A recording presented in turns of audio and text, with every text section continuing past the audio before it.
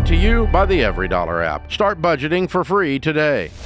So I'm 33 years old, married with 2 kids.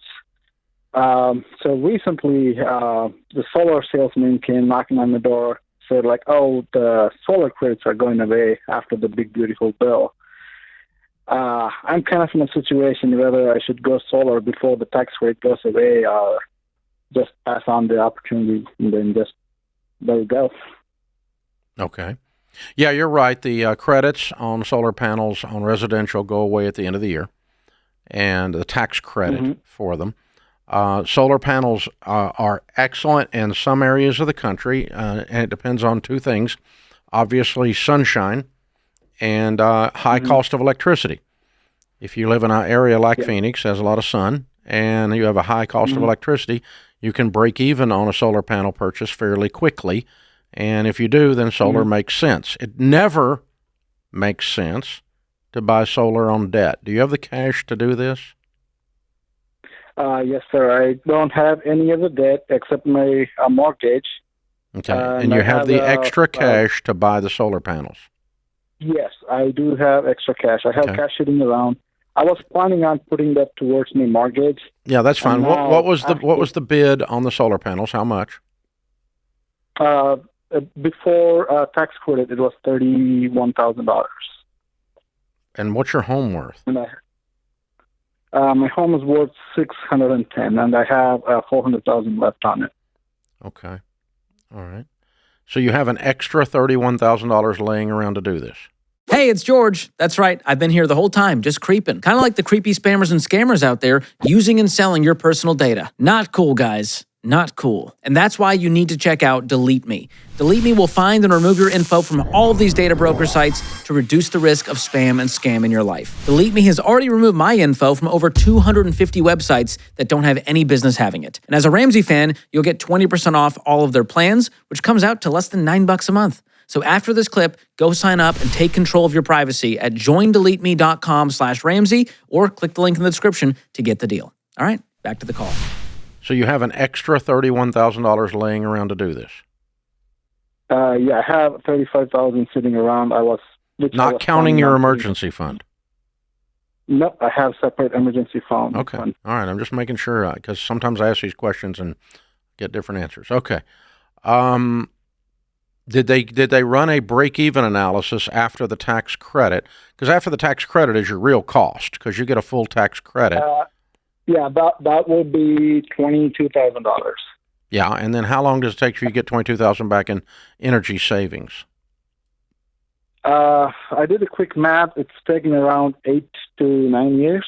Don't do it. I guess our buyback rate is don't do it. Yeah, solar needs to have a break-even of 6 years or less. Okay. And here's why. Here's why. Let me explain why. Here's why. Yeah. Solar is technology. 8 years ago, solar technology was substantially different than it is right now. 8 years from now, it will be substantially different than it is right now. It's like a computer. Okay. I mean, unless you're operating on an 8-year-old computer, which most people aren't, if they use their computer, okay? Because what's a computer that you've unpacked from the box already obsolete, right? And so, people don't use 8-year-old technology for hardly anything. A few things in our cars we do, a few things here or there we do, but by and large, this thing you need 8 or 9 years is just too long on a technology-based application, and solar is technology. I believe in solar. That's why I was asking you all these questions, and there are places that do that, but you need to break even. You need to get your money back faster on something that the technology is becoming obsolete at breakneck speed. Because I promise you, look at 16 years ago what solar looked like. The number of panels that it would have taken to do what your number of panels it takes to do now, drastically different. You'd have to fill up your whole yard and your neighbor's yard. And they'd be 8 feet thick. Yeah. And think about your television, the one on your wall. Somebody said the other day, I saw a good meme this weekend. It said, in 1964, no one looted and carried off color televisions because you had to have a box truck to do it. Yeah. It was huge. And so it was a piece of furniture. But the other day I went in to grab one. They're like $239. Yeah. $200. Remember plasma came out and they were $7,000 or $8,000. Yeah, and they weighed 2 tons. Yeah, man. Yeah, it just goes quick. Yeah, I got one of those back in the day. Those nice plasmas. It's on the wall 3 houses ago. It's probably still on that same wall. We ain't moving that thing. Yeah, and that's the same thing. Okay, so you wouldn't buy a television, and 8 years later. You don't have to replace your television if it's 8 years old. I'm not saying that. I'm not saying you're doing something wrong.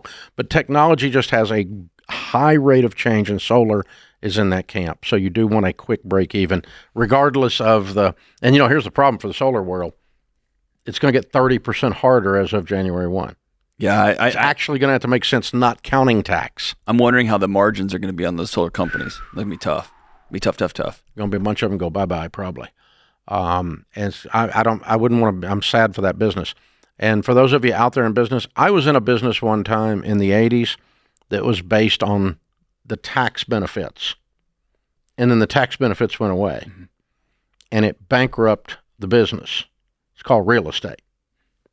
We could write off double declining balance, for those of you in accounting, in the early 80s. And so you could buy a piece of property, put it on a 15-year straight line and do double declining balance, which means you wrote it off in 7 years. And then they did a whole bunch of loans in this thing that they used to have these bank type things called savings and loans. They were everywhere. They were like credit unions. They were all over America, savings and loans. And they all went broke because they had loaned money on investment real estate with double declining, and the government, with the stroke of the pen, did away with the double declining, and the value of those properties went away simultaneously because we based our business on tax law rather than on economics, good economics. So now the solar people have based their business on tax law. Now they're going to have to base it on economics, meaning that the solar panels are actually going to have to pay back, not counting the government subsidizing it. So either the cost of solar panels are going to have to go down, drastically go down, or the business goes away. Yep. Or the technology improves. Has to get better, right? Dramatically. Yeah. Okay, Dave. 30% better by January 1. Yeah. Let me ask you a cultural question then. So back when savings and loans went away with the stroke of the pen, we didn't have social media back then, but I can imagine there was mass hysteria that there is going to be, this particular business is going to go away, lending is going to crash, everything's going to go.